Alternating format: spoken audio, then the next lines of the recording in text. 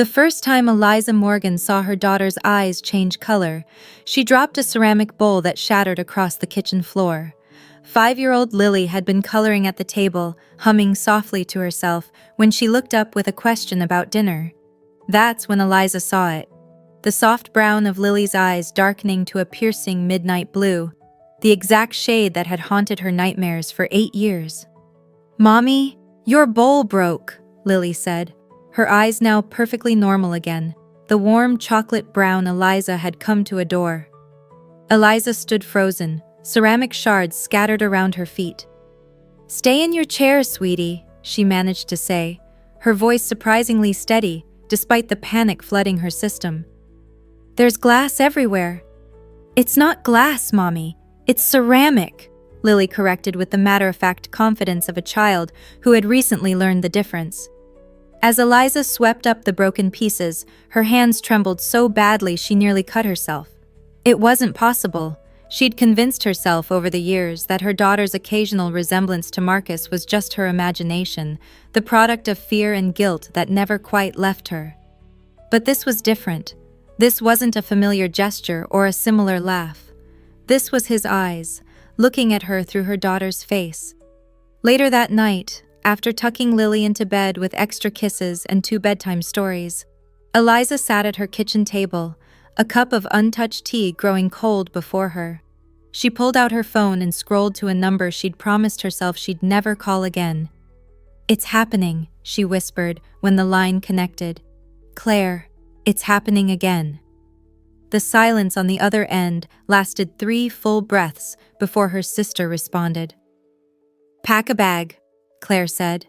"You can be here by morning." 8 years earlier, Eliza had been a different woman with a different name. Elizabeth Caldwell, bright, ambitious, newly promoted to junior partner at her Boston law firm, and engaged to Marcus Reed, the charming entrepreneur whose tech startup had just been valued at $8 million. Their life together seemed mapped out in perfect detail. The June wedding at the vineyard his family owned in Napa, the honeymoon in Bali, the historic brownstone they'd already put a deposit on in Beacon Hill. What no one saw, what she'd hidden from everyone, including herself, were the small warning signs. The way Marcus needed to know where she was at all times. How he'd check her phone when she was in the shower. The subtle comments about her clothes being too revealing or too dowdy. The way his temper flared when she contradicted him in front of others, followed by lavish apologies and gifts. "You're lucky," her mother had told her over lunch, 3 months before the wedding. "Marcus adores you. Some jealousy just shows how much he cares." Eliza remembered nodding, pushing away the unease that had been growing in her stomach. Her mother had always prioritized security and status over everything else. After watching her parents' loveless marriage crumble when she was 14, Eliza had sworn she'd never settle for security alone. Yet somehow, she'd convinced herself that Marcus's possessiveness was flattering, that his need to control was just protection. The night everything changed had been ordinary at first. A dinner with his investors that ran late, her coming home alone to their apartment, kicking off her heels, pouring a glass of wine. When Marcus returned after midnight, his eyes were bright with something she'd come to recognize as dangerous excitement. "They're doubling the investment," he'd announced, loosening his tie. "We're looking at a possible IPO next year." "That's wonderful," she'd said, genuinely happy for him. "We should celebrate." He'd crossed to the bar cart, poured himself 2 fingers of scotch.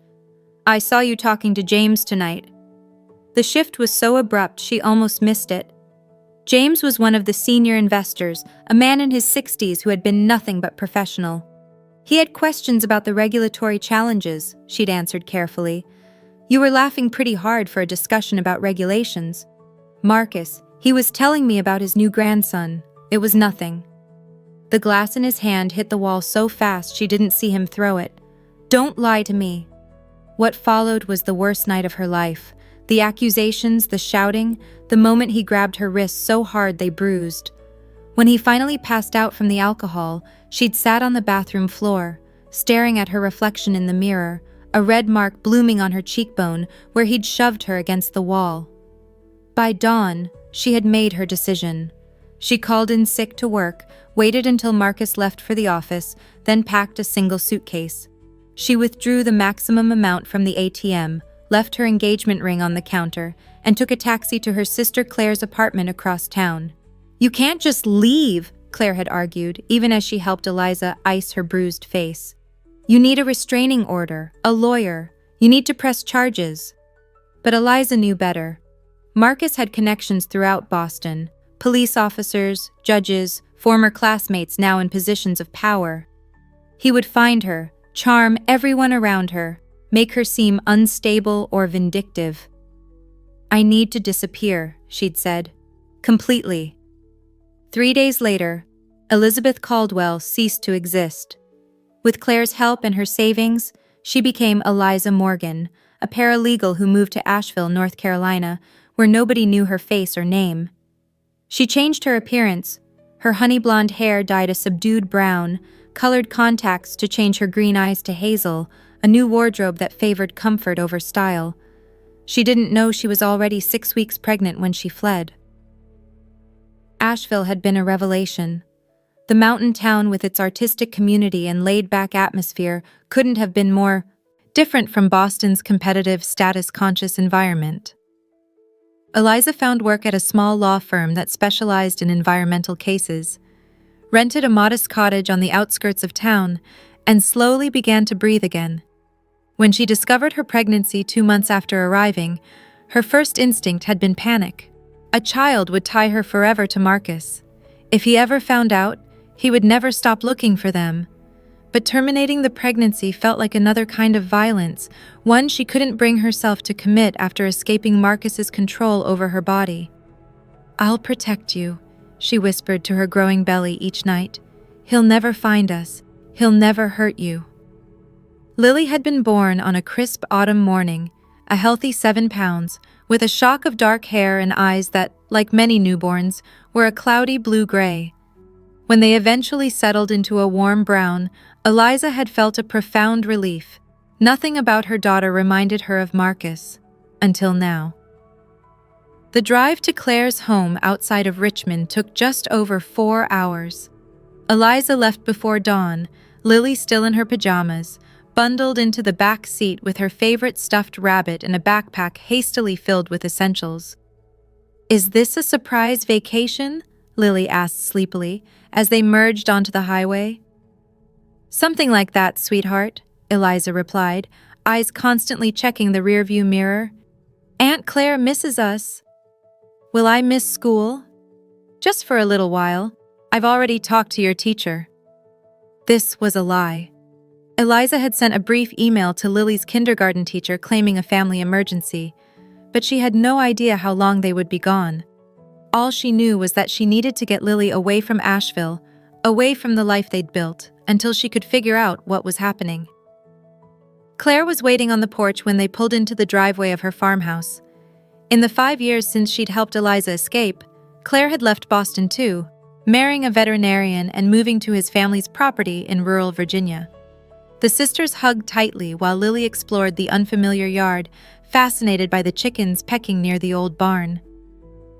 "Tell me exactly what happened," Claire said once they were inside, Lily happily distracted by Claire's husband, Tom, who was showing her how to collect eggs. Eliza described the incident in the kitchen, her voice low and strained. "It wasn't just similar, Claire. It was his eyes, exactly his. That unnatural blue that looks almost black in certain lights." "Kids' eyes change color sometimes," Claire offered, though her expression betrayed her concern. "Not like this, not in an instant, and it's not just the eyes." Eliza wrapped her hands around her mug of coffee. "She's been having these moments, where she doesn't seem like herself. Last week she organized all her toys by color and size. You know how chaotic her room usually is. When I commented on it, she looked at me and said, 'Efficiency matters, Mom.' Those were his exact words, Claire. 'Efficiency matters.'" Claire was silent for a long moment. "Have you ever had her tested? For, I don't know, any kind of condition?" "She's perfectly healthy. The pediatrician says she's advanced for her age, but otherwise normal. Eliza pushed her hair back from her face. I know how this sounds. I know you think I'm seeing things because I'm paranoid. I don't think that. Claire reached across the table to squeeze her sister's hand. But I do think trauma can make us see connections that might not be there. What if he's found us? The question that had kept Eliza awake for the past night finally emerged. What if somehow he's been watching us, influencing her? Eliza, that's impossible. You've been careful. You've built a completely different life. Then how do you explain what's happening to my daughter? Before Claire could answer, the back door opened and Lily came running in, her small hands cupped together. Mommy, look! I found a special rock! She opened her palms to reveal a smooth blue-gray stone. It matches my eyes when they change. Eliza and Claire exchanged alarmed glances. What do you mean, sweetie? Eliza asked carefully. Lily looked up with innocent confusion. Sometimes my eyes get dark blue. I can feel when it's going to happen. It's like someone else is looking through them for a minute. A cold dread washed over Eliza. Someone else? Who, Lily? The little girl shrugged. I don't know his name, but he feels sad and angry. He's looking for something important that he lost. That night, after Lily was asleep in Claire's guest room, the sisters sat on the porch swing, a bottle of wine between them.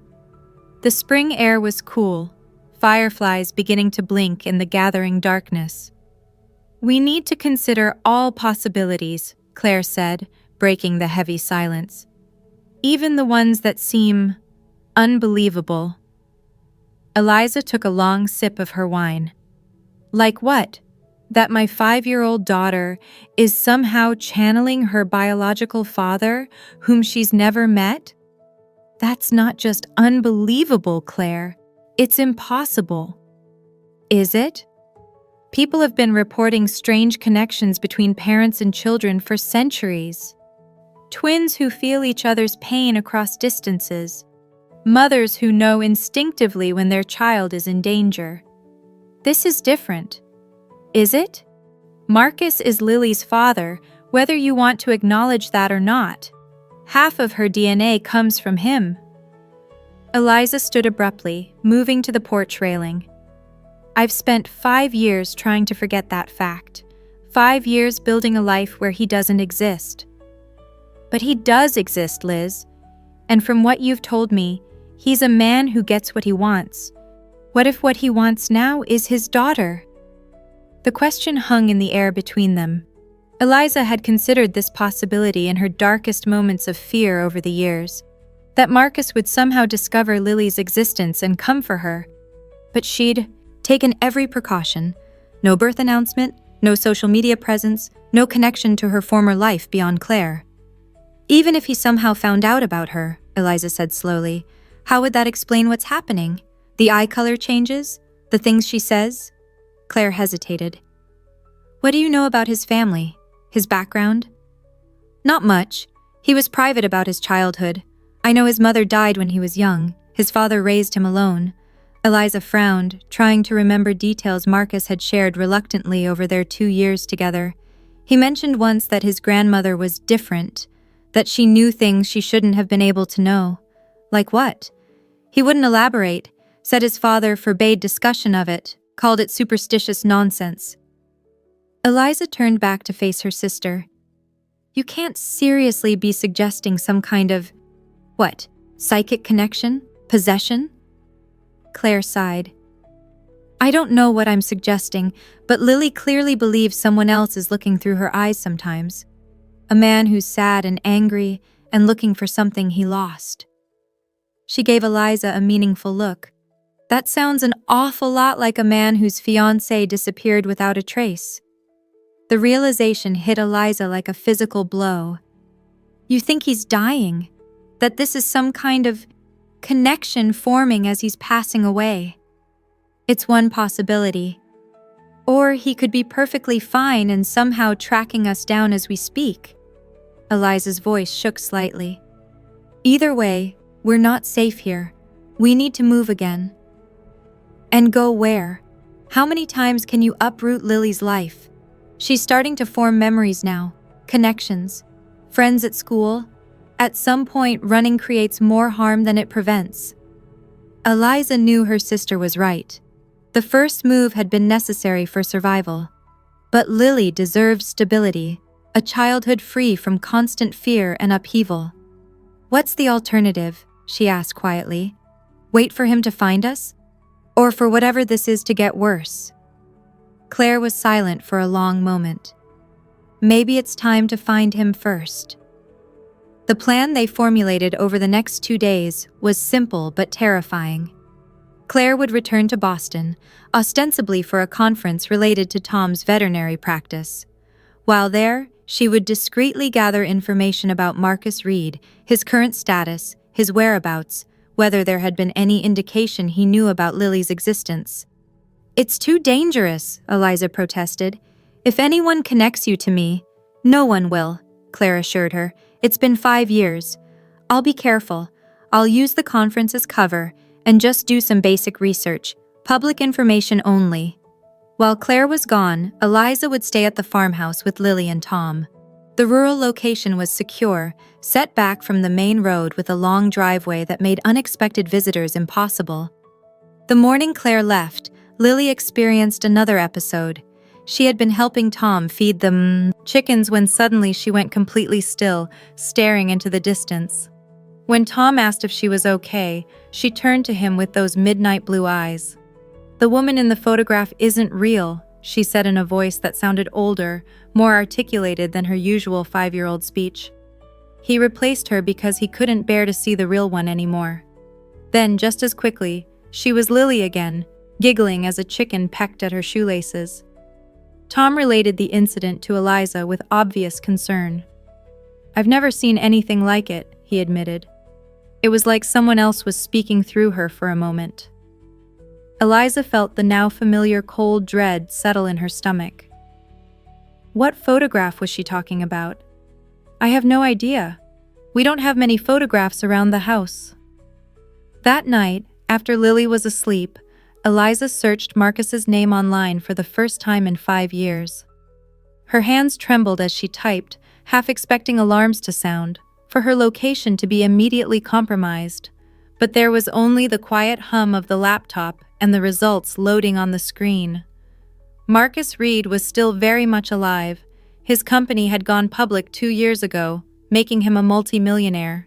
There were photos of him at tech conferences, charity galas, even a feature in Boston Magazine about the city's most eligible bachelors. In every image, he looked exactly as she remembered. Tall, impeccably dressed, with those penetrating blue eyes that could charm or terrify depending on his mood. What caught her attention, however, was a detail in the bachelor profile. It mentioned that Reed had never married, having been deeply affected by the tragic death of his fiancée in a boating accident 5 years ago. A boating accident. He had erased her real disappearance and created a tragic narrative that cast him as the grieving almost widower. The perfect cover story to explain her absence while garnering sympathy. The woman in the photograph isn't real. He replaced her because he couldn't bear to see the real one anymore. Lily's strange words suddenly made chilling sense. Somehow, impossibly, her daughter knew about the fabricated story of her death. Knew that Marcus had created a false narrative to replace the truth. Eliza closed the laptop and sat in the darkness, her mind racing. Whatever was happening went beyond coincidence or imagination. There was a connection between Lily and Marcus that defied rational explanation, a connection that seemed to be growing stronger. 4 days later, Claire returned from Boston with news that confirmed Eliza's worst fears. "He's been looking for you," Claire said, as they sat in Tom's study, the door closed to keep their conversation from Lily. "Not openly, but I managed to talk to his former assistant, who now works at a competing firm. She said he hired private investigators for years after you left. He was obsessed with finding you." "Did he? Find me?" Eliza's voice was barely audible. Claire shook her head. "I don't think so. The assistant said the investigators eventually concluded you must have left the country, Marcus apparently accepted that explanation about 2 years ago. 2 years ago, Eliza repeated, around when Lily turned 3. Yes, but here's where it gets strange. The assistant mentioned that Marcus started having episodes around that time. Moments where he would stop mid-conversation, stare into space, and then say things that made no sense. What kind of things?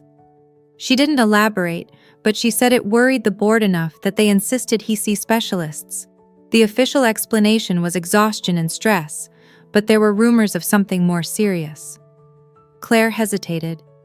She also mentioned that he's become increasingly interested in, well, paranormal phenomena. He's funded research into consciousness and what he calls non-local awareness. Eliza felt a chill run through her. He thinks there's a connection between him and Lily. It seems possible. The timing lines up, his episodes starting around when Lily turned 3, which is when many children begin forming clear memories and more complex thoughts. So what do we do if he's actively trying to find this connection, to strengthen it somehow? There's more, Claire said quietly. He's coming to Richmond next week, some tech conference where he's the keynote speaker. The room seemed to tilt around Eliza. Here? In Richmond? It could be coincidence. You don't believe that any more than I do. Eliza stood, pacing the small study. We need to leave. Now. Tonight. And go where? If what we suspect is true, if there's some kind of psychic connection between them, distance may not matter. Then what are you suggesting? That I wait for him to find us? That I hand my daughter over to the man who put me in the hospital? Claire stood too, placing her hands on Eliza's shoulders to steady her. I'm suggesting that running might not be the solution this time. Maybe you need to confront this. Confront him. That's insane. Is it? You've been running for 5 years, Liz, looking over your shoulder, jumping at shadows. And now this connection is happening anyway. Maybe the only way to break it is to face it directly. Eliza pulled away from her sister's grasp. You don't understand what he's capable of. I do. I saw what he did to you. I helped you escape him. Claire's voice softened. But I also see what this fear is doing to you now. To Lily. She senses it, Liz. Children always do. Before Eliza could respond, a small voice came from the doorway. Mommy, I had a bad dream. They turned to see Lily standing there in her pajamas, clutching her stuffed rabbit. Her eyes were normal, but her face was pale and frightened. What was your dream about, sweetheart? Eliza asked, kneeling to her daughter's level. About the man with my eyes. He was in a big room with lots of people, but he was looking for us. He kept saying he could feel us getting closer. Lily's bottom lip trembled. Is he a bad man, Mommy? Is that why we're hiding from him? Eliza exchanged a glance with Claire over Lily's head. The question she'd dreaded for years had finally arrived, and she had no idea how to answer it. The decision Eliza made that night was the hardest of her life. After soothing Lily back to sleep, she returned to the study where Claire and Tom waited. I need to see him, she said, her voice steady despite the fear coursing through her. Before he finds us. On my terms, not his. Are you sure? Claire asked. Once you make contact... I'm not making contact, Eliza clarified. I just need to see him, to understand what's happening. If there really is some kind of connection forming between him and Lily, I need to know what we're dealing with. The plan they developed was cautious. The tech conference was being held at the Jefferson Hotel in downtown Richmond, with Marcus scheduled to speak on the second day. Eliza would attend the speech, staying at the back of the room, observing without being seen. Lily would remain safely at the farmhouse with Tom, while Claire accompanied Eliza as backup. If he sees you, Tom began. He won't, Eliza insisted. I look completely different now. My hair, my eyes, it's been 5 years. I'll wear glasses, dress conservatively. I'll be just another face in the crowd. The night before the conference, Eliza barely slept. She lay awake, staring at the ceiling, rehearsing every possible scenario in her mind. What if he somehow sensed her presence? What if Lily had another episode while she was gone, revealing her location? What if this whole plan was a terrible mistake? In the morning, she knelt before Lily, who was still drowsy with sleep. "Mommy has to go to the city today with Aunt Claire. For work. You're going to stay here with Uncle Tom and help with the animals, okay?" Lily nodded, but then frowned slightly. "The man with my eyes will be there." Eliza felt her heart stutter. "What makes you say that, sweetheart?" "I saw it in my dream. He's waiting for someone important." Lily tilted her head, studying her mother's face. "Be careful, Mommy. He gets angry sometimes." The drive into Richmond was tense and silent. Eliza wore a navy pantsuit she'd borrowed from Claire, her hair pulled back in a severe bun, glasses perched on her nose. She looked like a different person than the woman Marcus had known, which was exactly the point. The Jefferson Hotel was grand and imposing, its marble columns and sweeping staircases a testament to old Southern elegance. The conference occupied several ballrooms, with Marcus's keynote scheduled for the main hall at 11 a.m. Eliza and Claire arrived an hour early, collecting their visitor badges at registration and finding seats near the back, close to an exit. As the room filled with tech industry professionals and investors, Eliza's anxiety crescendoed. Her palms were sweaty, her breathing shallow. Claire squeezed her hand reassuringly. "You can still change your mind," her sister whispered. Eliza shook her head. "I need to do this." At exactly 11 a.m., the lights dimmed slightly, and the conference organizers stepped to the podium to introduce their speaker. Eliza's entire body tensed as the man described Marcus Reed's impressive accomplishments, his visionary leadership, his philanthropic work. And then he was there, striding onto the stage with the confident grace she remembered so well. He looked essentially the same, perhaps a few lines around his eyes that hadn't been there 5 years ago. His dark hair now with a distinguished touch of silver at the temples. He wore a perfectly tailored charcoal suit, no tie, his trademark casual elegance. "Thank you for that generous introduction," he began, his voice sending an involuntary shiver down Eliza's spine. "It's a pleasure to be here in Richmond, though I must admit, I've been feeling a strange connection to this city lately." Eliza froze. Next to her, Claire tensed as well. Marcus continued, moving smoothly into his prepared remarks about the future of AI and machine learning. His presentation was polished and engaging, drawing occasional laughter and applause from the audience. To anyone else, he appeared to be exactly what his reputation suggested. Brilliant, charismatic, in complete control. But Eliza saw what others missed. The slight tension in his shoulders, the way his eyes occasionally scanned the room as if searching for something. The moments when he would pause just a beat too long between thoughts, his gaze turning inward. Halfway through the speech, it happened. Marcus stopped mid-sentence, his hand frozen in a gesture, his eyes unfocused, staring at nothing. The audience shifted uncomfortably as the silence stretched for 1 second, then 5, then 10. When he spoke again, his voice had changed subtly. "She's here," he said, not into the microphone but audibly in the quiet room. "I can feel her watching." Eliza's blood turned to ice. Claire gripped her arm, ready to pull her toward the exit. Then, as quickly as it had come, the moment passed. Marcus blinked, shook his head slightly, and offered a charming smile to the confused audience. "Forgive me," he said smoothly. "A momentary lapse. As I was saying." He continued his presentation without further incident, but Eliza had seen enough. As soon as the speech concluded and the applause began, she and Claire slipped out the side door and hurried through the hotel lobby toward the parking garage. They were nearly there when a voice called out behind them. "Excuse me, ma'am, in the blue suit!" Eliza didn't turn, quickening her pace instead. Claire matched her stride for stride. "Almost there," Claire murmured. "Just keep walking." They pushed through the doors to the parking garage, the sound of footsteps behind them growing louder. "Ms. Morgan? Eliza Morgan!" This time, Eliza froze. No one at the conference knew that name. No one should have connected her to that identity. Slowly she turned. A young woman in a hotel uniform stood there, slightly out of breath. "Mr. Reed asked me to give you this," she said, holding out a small envelope. "He said it was urgent." Eliza stared at the envelope, unable to move. Claire took it instead, thanking the woman, who hurried back toward the hotel.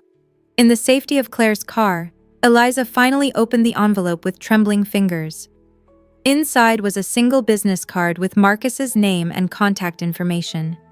On the back, written in his precise handwriting, was a message that made her heart stop. "I know about Lily. We need to talk. For her sake." The drive back to the farmhouse was a blur of panic and desperate planning. How had he known she was there? How had he connected her to Eliza Morgan? Most terrifyingly, how did he know about Lily? "He could be bluffing," Claire suggested as they sped along the country roads. "Maybe he just sensed someone from his past and took a shot in the dark." But Eliza knew better. The connection between Marcus and Lily was real, and somehow it had led him to her as well. When they arrived at the farmhouse, Tom met them at the door, his face grave. "She had another episode," he said without preamble. "The worst one yet." She was drawing at the kitchen table, then suddenly went rigid. Her eyes changed, and she started speaking in a man's voice. Not just the tone, the actual timbre was different. "What did she say?" Eliza demanded, rushing past him into the house. He said, "I've found you at last. We're going to be a family again." Tom ran a hand through his hair. Then she collapsed. She's been sleeping ever since. Eliza took the stairs 2 at a time, bursting into the guest room where Lily lay in bed, her face peaceful in sleep, her dark hair spread across the pillow. She looked perfectly normal, perfectly herself. Eliza sat beside her, gently brushing a strand of hair from her daughter's forehead. "What's happening to you, baby?" she whispered. Lily's eyes fluttered open, her normal brown eyes, warm and slightly confused. "Mommy, you're back." "I'm back, sweetheart. How are you feeling?" "Tired," Lily yawned. "I had a weird dream. The man with my eyes was in a big room talking to lots of people, but then he saw you and got really excited." Eliza struggled to keep her expression neutral. "Did he say anything in your dream?" Lily nodded. "He said he's been looking for us for a long time, and that he's coming to see us soon." She frowned slightly. "Is that okay, Mommy? He feels scary sometimes, but also sad." Before Eliza could respond, her phone buzzed with a text from an unknown number. "The Jefferson Hotel, Suite 512, 8 p.m. tonight. Come alone. This is about protecting Lily from what's happening to her. I know you feel it too.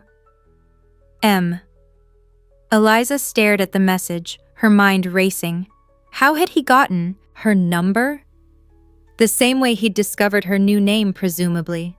The same inexplicable connection that was growing stronger by the day. Claire and Tom were adamantly against her meeting Marcus. "It's obviously a trap," Claire argued. "He wants to get you alone." "What choice do I have?" Eliza countered. "He knows about Lily. He knows where we are. If I don't go to him, he'll come here." "Then we'll call the police," Tom suggested. "And tell them what? That my daughter is psychically connected to her father, whom she's never met? That I've been living under a false identity for 5 years?" Eliza shook her head. "The only way to protect Lily is to face him directly, to find out what he knows about what's happening to her." In the end, they compromised. Eliza would meet Marcus, but not alone. Claire would accompany her to the hotel and wait in the lobby. Tom would stay with Lily at the farmhouse, ready to leave with her at a moment's notice if things went wrong. Eliza would wear a small recording device, not just for evidence, but so Claire could listen in through her phone and intervene if necessary. As evening fell, Eliza prepared herself for the confrontation she'd been dreading for 5 years. She removed the colored contacts, letting her natural green eyes show for the first time since she'd fled Boston. She took down her hair, letting it fall in its natural waves. She couldn't hide behind Eliza Morgan anymore. She needed to face Marcus as herself, as Elizabeth Caldwell. "Be careful," Claire said as she dropped Eliza at the hotel entrance. "Remember, I'm right downstairs. One text and I'm calling hotel security." Eliza nodded, her throat too tight for words. As she rode the elevator to the 5th floor, she felt strangely calm. Whatever happened next would determine the course of her and Lily's lives forever. There was a certain peace in finally confronting the fear that had driven her for so long. She knocked on the door of Suite 512, her heart pounding so loudly she was sure it would be audible through the recording device pinned inside her blouse. The door opened, and Marcus stood before her. For a long moment, they simply stared at each other, the woman who had fled and the man who had driven her away, face to face after 5 years of ghosts and shadows between them. "Elizabeth," he said finally, her old name strange in her ears. "You look different, but your eyes are the same." "May I come in?" she asked, her voice steadier than she'd expected. He stepped aside, gesturing her into a spacious suite with floor-to-ceiling windows overlooking the Richmond skyline. The room was immaculate, with a laptop open on the desk and a half-empty glass of what looked like scotch beside it. "Would you like a drink?" he offered, his tone unnervingly polite, as if they were old acquaintances meeting for a casual catch-up. "I'd like an explanation," Eliza replied, remaining standing. "How did you find me? How do you know about Lily?" Marcus studied her for a moment, then moved to the window, looking out at the city lights. "I've always known Elizabeth, from the moment she was conceived." "That's impossible. I didn't even know I was pregnant when I left." He turned back to her, and in the dim light of the suite, his eyes seemed to glow with that unnatural blue that lilies sometimes took on. "Some connections transcend ordinary understanding. My grandmother had it. I have it. And now, it seems, Lily has it too." "What are you talking about?" "In my family, we call it the knowing. The ability to connect with others across distances, to sense their thoughts, their feelings. Sometimes, in rare cases, to see through their eyes." He took a step toward her. "When you left, I felt it like a physical wound. I searched for you conventionally at first, private investigators, contacts in law enforcement. But then, about 2 years ago, I started feeling something else, a presence, a connection forming that I couldn't explain." "Lily," Eliza whispered. Marcus nodded. "I didn't understand at first. Just flashes of a child's perspective, crayons on paper, a playground swing, a bedtime story. But gradually, I began to sense more, to see through her eyes occasionally, to feel her emotions." His voice softened. "And to see you, Elizabeth. To see how much you love her. How hard you've tried to protect her." Eliza felt dizzy, the room seeming to tilt around her. "That's why her eyes change, why she says things. In your voice." "Yes, the connection goes both ways. She sees through my eyes sometimes too, feels what I feel." He ran a hand through his hair, the same gesture Eliza had seen Lily make countless times. "It's getting stronger, more frequent. And it's hurting her, isn't it? The episodes are becoming more intense." "How do you know that?" "Because they're hurting me too." For the first time, Eliza noticed the exhaustion in his face, the strain around his eyes. This kind of connection isn't meant to stretch across such distances, physical or emotional. It's tearing at both of us. Eliza crossed her arms protectively across her chest. "What do you want from us?" "I want to help our daughter." The word "our" hung in the air between them. "This gift, or curse, depending on how you look at it, runs in my family. My grandmother had it. It drove her to madness eventually, because she didn't understand how to control it.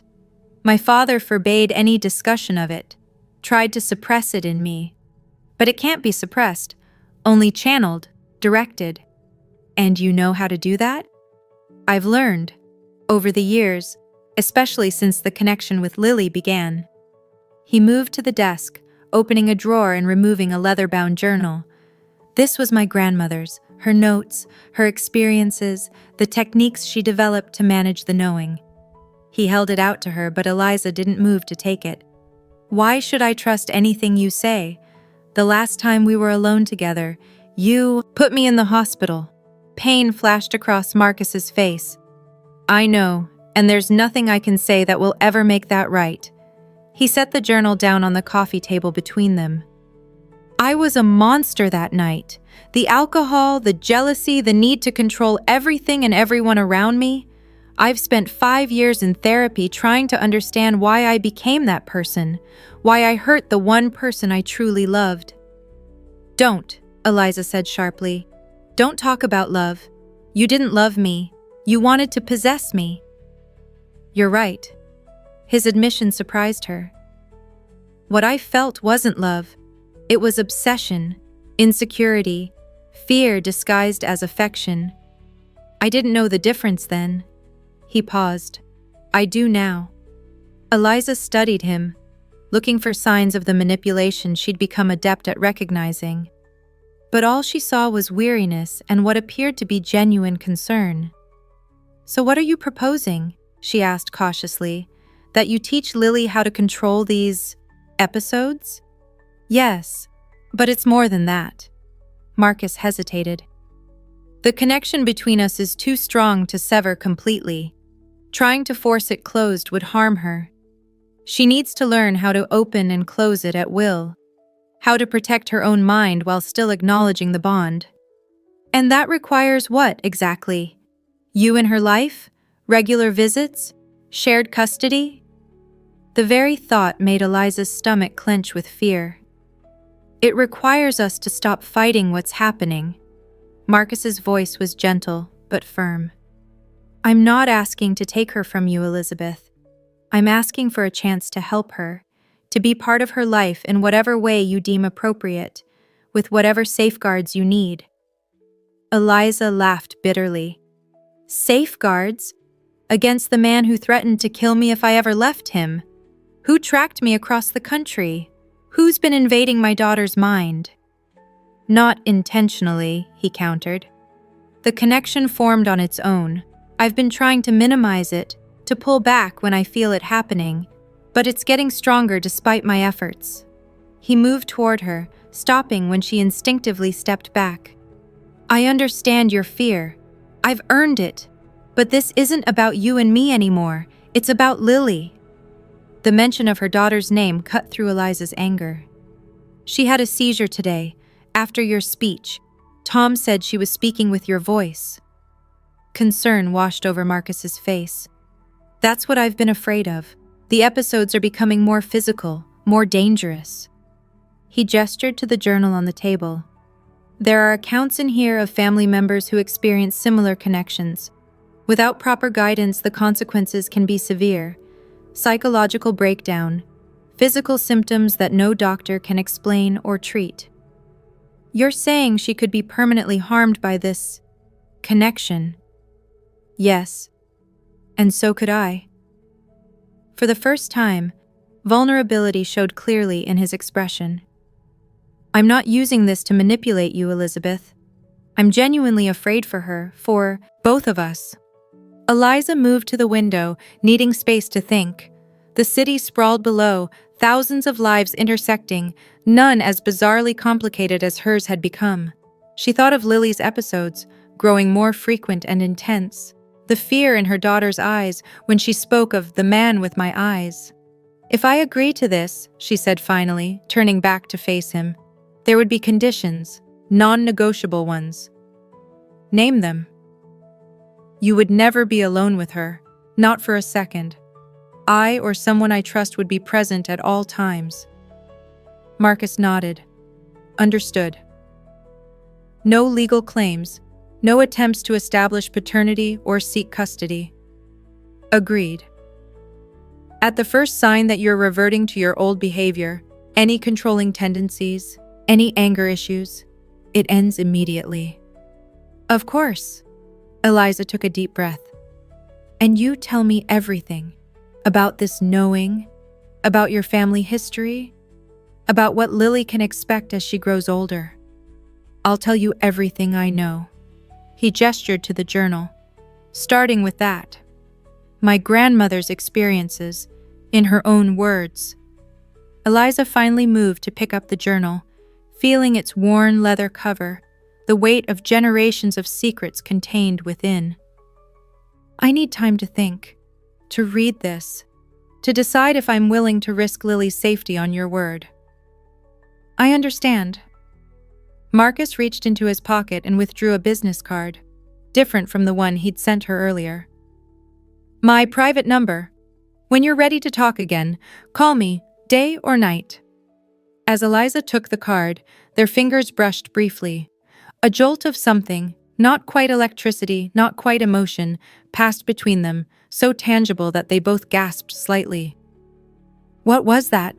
Eliza asked, pulling her hand back. Marcus looked as startled as she felt. The connection. It's not just with Lily. It's with you too, though much weaker. He studied her with new intensity. You've felt it, haven't you? Moments of knowing things you shouldn't know, sensing presences, dreams that feel too real. Eliza wanted to deny it, but the truth was inescapable. Throughout her life, she'd experienced moments of inexplicable awareness, knowing who was calling before the phone rang, dreaming events before they happened, feeling others' emotions as if they were her own. She'd always dismissed these experiences as coincidence or imagination. It's in you too, Marcus continued softly. Not as strong as in Lily or me, but it's there. That's why the connection formed so powerfully between us from the beginning. Why I was so obsessively drawn to you. Why you were able to sense the danger that night and leave before things got worse. Stop, Eliza said, the implications too overwhelming to process. I need to go. I need to check on Lily. Marcus stepped back, giving her space. Of course, but Elizabeth... He paused. What do you prefer to be called now? The question caught her off guard. Eliza, she answered after a moment. Eliza Morgan. Eliza, he repeated, as if testing the name. Whatever you decide, please be careful with Lily. The episodes will likely increase in frequency and intensity until we find a way to manage the connection. As she turned to leave, he added, and thank you for coming tonight, for listening. I know what it cost you to face me again. At the door, Eliza paused, one last question burning in her mind. The story about my death, the boating accident. Why did you create that lie? A shadow passed over Marcus's face. Because the truth was too painful to acknowledge. That I'd driven away the only person who truly mattered to me. That my rage had destroyed everything good in my life. He looked away. It was easier to make you a tragic victim than to admit I was the monster in the story. Claire was waiting anxiously in the lobby, relief washing over her face when Eliza appeared. Are you okay? I heard everything through the recording. It's unbelievable. Let's get back to Lily, Eliza said, clutching the journal to her chest. I need to see her. On the drive back to the farmhouse, Eliza stared out the window, her mind reeling with everything she'd learned. The knowing that supposedly ran in Marcus's family. The connection that had formed between him and Lily, despite the distance and secrecy. The possibility that she herself carried some version of this ability. Do you believe him? Claire asked finally, breaking the silence. I don't know, Eliza admitted. The rational part of me wants to dismiss it all as manipulation, as another attempt to control me through Lily. She touched the leather journal in her lap. But then I think about what's been happening to her. The episodes. The things she knows that she couldn't possibly know. He seemed different, Claire observed cautiously. not the same man you described from before. People don't change that fundamentally, don't they?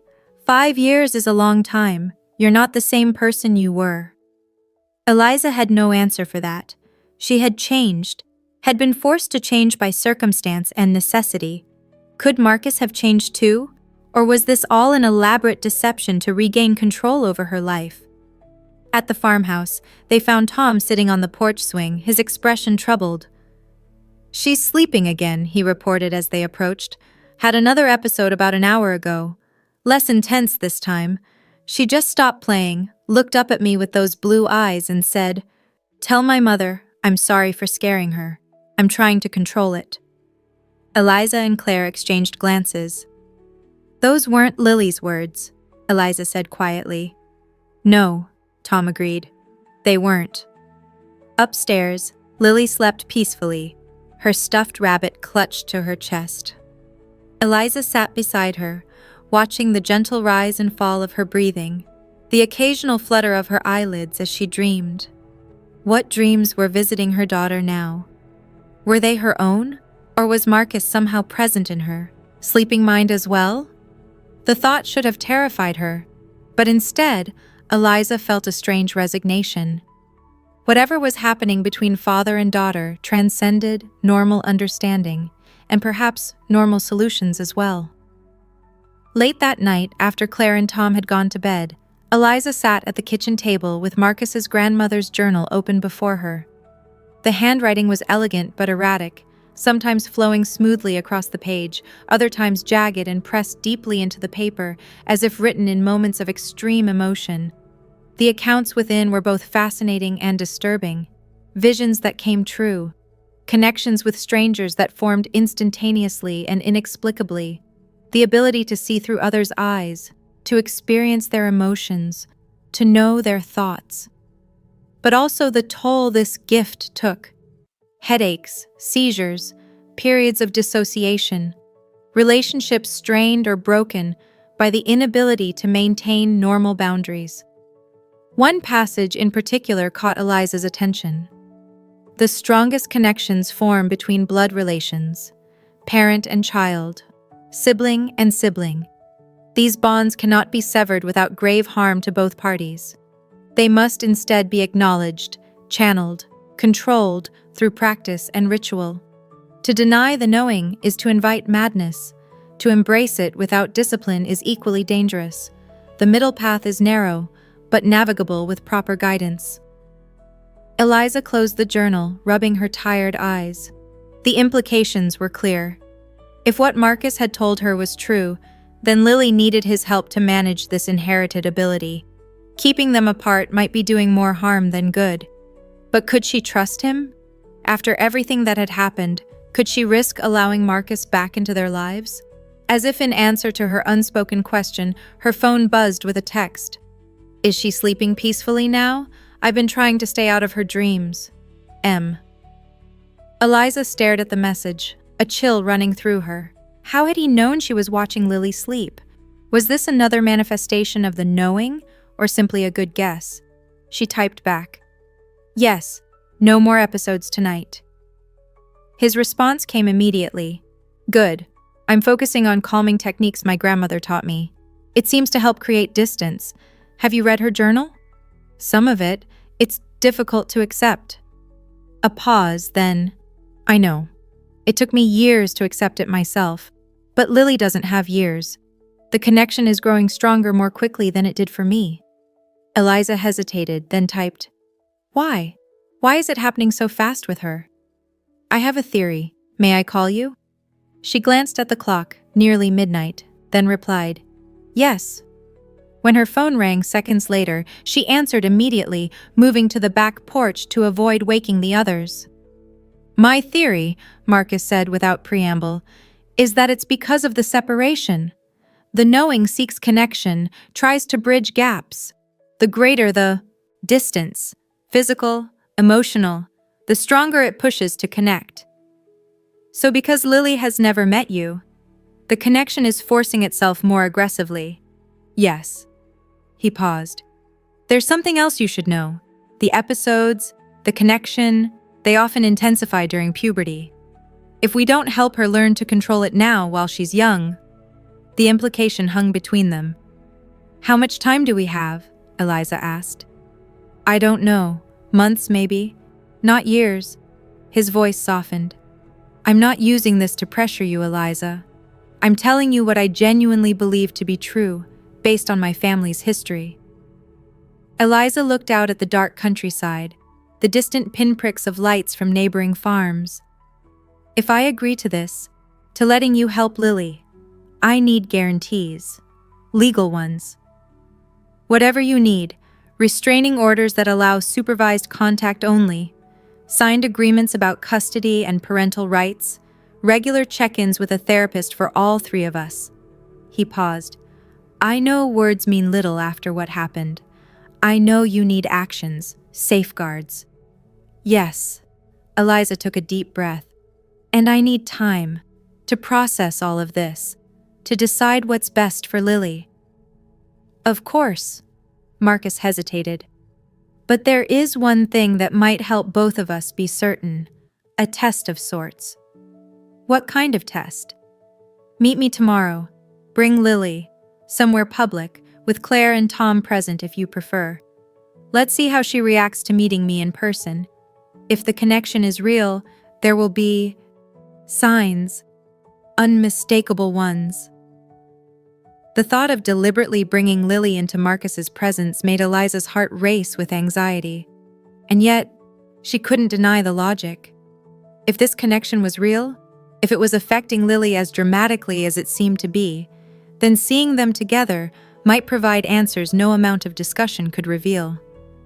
A public place, she agreed reluctantly, with Claire and Tom, and at the first sign of anything wrong, we leave immediately. Agreed. There's a children's museum in Richmond. Open, public, plenty of witnesses. We could meet there at noon. After ending the call, Eliza remained on the porch, watching the stars and trying to make sense of the impossible choice before her. Trust the man who had once hurt her so badly he'd driven her into hiding? Or continue running, knowing that whatever connection existed between Marcus and Lily would only grow stronger, potentially harming her daughter in ways she couldn't protect against? In the end, it wasn't logic but instinct that guided her decision. The same maternal instinct that had led her to keep Lily in the first place, despite the risks and hardships of single motherhood while living under a false identity. Whatever Marcus had been, whatever he might still be, he was Lily's father. And if he could help her understand and control what was happening to her, Eliza had to at least consider the possibility. The next morning, she explained to Claire and Tom what she had decided. They were concerned, but supportive, agreeing to accompany her and Lily to the museum. Telling Lily proved surprisingly easy. We're going to meet someone special today, Eliza said as she helped her daughter dress. Someone who might be able to help with those moments when your eyes change color. Lily looked up with sudden interest. The man with my eyes? Eliza nodded, watching her daughter carefully. Yes. His name is Marcus. He knew Mommy a long time ago, before you were born. Lily considered this information with the serious expression she sometimes got when processing new ideas. Is he my daddy? The question, so direct and unexpected, left Eliza momentarily speechless. Why would you ask that, sweetheart? Because sometimes when I see through his eyes, he's looking at pictures of you, and he feels sad, like he misses you a lot. Lily tilted her head.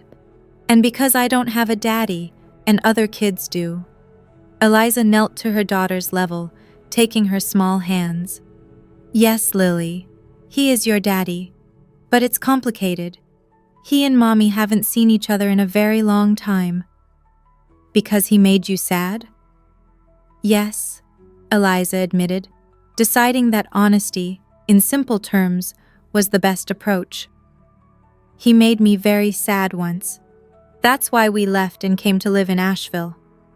Lily nodded, accepting this explanation with the straightforward logic of a child. Is he still going to make you sad? I don't know, sweetheart. That's part of why we're meeting him today, to see if he's changed, if he can help us understand what's happening when your eyes turn blue." "I think he has changed," Lily said confidently. "He feels different now. Not so angry anymore. Just sad and sorry." Eliza wondered, not for the first time, just how much her daughter perceived through this strange connection. How much of Marcus's emotions, his thoughts, filtered through to her 5-year-old mind. The Children's Museum was busy with weekend visitors when they arrived. Eliza spotted Marcus immediately, standing near the entrance, dressed casually in jeans and a simple button-down shirt, so different from the power suits and designer clothes he'd favored in their previous life together. He looked nervous, she realized with surprise. The confident, controlling Marcus she'd known had never shown uncertainty. Claire squeezed her arm supportively. "We're right here with you. Tom's watching the exits. Just say the word, and we're gone." Eliza nodded gratefully, then took Lily's hand and approached Marcus. He saw them coming and remained perfectly still, as if afraid any sudden movement might frighten them away. When they were a few feet apart, Lily suddenly stopped walking, her grip on Eliza's hand tightening. Eliza looked down in alarm, expecting to see fear or confusion on her daughter's face. Instead, Lily was staring at Marcus with an expression of pure recognition. Not the polite curiosity a child might show toward a stranger, but the deep, instant recognition of someone profoundly familiar. "Your eyes are like mine when they change," she said to Marcus, her voice clear and unafraid. Marcus knelt slowly, bringing himself to her eye level, maintaining a respectful distance. "Yes, they are," he agreed softly. "That's because we share something special, a way of seeing that most people don't have." "It's scary sometimes," Lily admitted. "I know. It was scary for me too, when I was little like you." His voice was gentle, without a trace of condescension. "But it doesn't have to be scary. You can learn to control it, to use it only when you want to." "Can you teach me how?" "If your mom says it's okay, yes." Lily looked up at Eliza with hope in her eyes. "Can he, Mommy? So I don't have the scary dreams anymore?" Eliza felt tears threatening. The simple logic of children: if something is broken, fix it. If someone can help, let them. No concern for the complicated adult world of past hurts and lingering fears. "We're going to try, sweetheart," she said, her voice thick with emotion. What happened next was so unexpected that later, Eliza would struggle to describe it to Claire. Lily stepped forward and placed her small hand against Marcus's cheek. The moment they touched, both of their eyes changed. Lily's warming from brown to that midnight blue, Marcus's seeming to glow more intensely. They stared at each other in perfect stillness for several seconds, some unspoken communication passing between them. Then Lily smiled, a real, genuine smile of relief and recognition. "You've been looking for us for a long time," she said. Marcus nodded, a tear slipping down his cheek. "Yes, for a very long time. You don't have to look anymore. We're right here." With the simple wisdom of childhood, Lily turned to Eliza. "He's not going to make you sad again, Mommy. He promised me. In here." She tapped her temple. Eliza looked from her daughter to Marcus, who rose slowly to his feet, keeping a respectful distance. "Is that true?" she asked him. "Did you just communicate with her somehow?" "Not with words," he explained quietly. "With feelings, images. It's how the knowing works at its strongest, beyond language." He looked down at Lily with wonder. "She's extraordinary, Eliza. The connection with her is clearer than any I've ever experienced, even with my grandmother." "Because she's your daughter," Eliza said, the reality of their situation finally, fully settling in. "Yes, and because she's yours." Marcus met her eyes directly. "The knowing comes from my family, but your intuition, your empathy, those gifts shaped how it manifests in her, made it stronger, clearer. She has the best of both of us." The simple truth of his words struck Eliza deeply. Whatever had happened between them, whatever mistakes and hurts lay in their past, they had created this remarkable child together. And now, they would have to find a way forward, not for themselves, but for her. "So what happens now?" she asked. "Now," Marcus said gently, "we begin the real work, teaching Lily to understand and control her gift, and rebuilding trust, one day at a time." Lily, who had been watching this exchange with solemn attention, suddenly brightened. "Can we see the dinosaurs first? They have real bones here." The adult tension broke, and Eliza found herself laughing despite everything. "Yes, sweetheart, we can see the dinosaurs first." As they moved through the museum together, Eliza and Marcus keeping a careful distance from each other, Lily moving excitedly between them, Claire and Tom following discreetly behind, Eliza felt something she hadn't expected, a tentative sense of possibility. Not forgiveness, not yet, not trust, not completely, but possibility. The chance that something good might come from all the pain and fear. That Lily might grow up understanding her unique abilities rather than being frightened by them. That the man walking beside them might truly have changed, might genuinely want to help rather than control. It wasn't the ending Eliza had imagined when she fled Boston 5 years ago. It wasn't even an ending at all, but rather a new beginning, complicated, uncertain, but facing the truth at last. As they watched Lily press her hands against the glass separating her from a towering dinosaur skeleton, Marcus spoke quietly, his words meant for Eliza alone. "Thank you for giving me this chance. I know I haven't earned it." "You haven't," Eliza agreed, her voice equally low. "But she needs you. That's the only reason we're here." "I understand," he hesitated. "For what it's worth, I am sorry. For everything. Not just for that night, but for who I was. For not seeing what I had until I'd lost it." Eliza looked at him, really looked at him, for the first time. The familiar features that had once made her heart race with love, then later with fear. The eyes that their daughter had inherited in such an unusual way. She searched for signs of the old Marcus, the controlling, jealous man who had driven her into hiding. What she saw instead was weariness, regret, and a cautious hope that reminded her, unexpectedly, of herself. "I don't know if I can ever forgive you," she said honestly. "But for Lily's sake, I'm willing to try building something new, something based on her needs, not our past." Marcus nodded, acceptance in his eyes. "One day at a time." "One day at a time," Eliza agreed. Ahead of them, Lily turned from the dinosaur exhibit, her face alight with excitement. "Mommy, Daddy, come see the one with the long neck. He's as tall as a building." The word Daddy hung in the air between them. The first time Lily had ever used it, crossing a threshold there would be no going back from.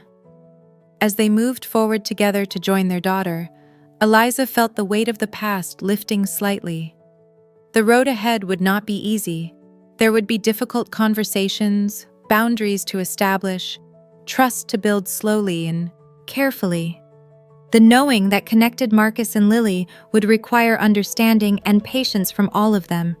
But watching Lily reach for both their hands as she led them toward the next exhibit, Eliza allowed herself to hope. Not for the family she had once dreamed of, but for something different. Something forged through adversity and awakening. Something that honored the truth of who they all were. She had hidden in another city, and her daughter had looked exactly like him. But perhaps that resemblance, that connection, was not the curse she had feared, but the bridge they all needed to find their way forward.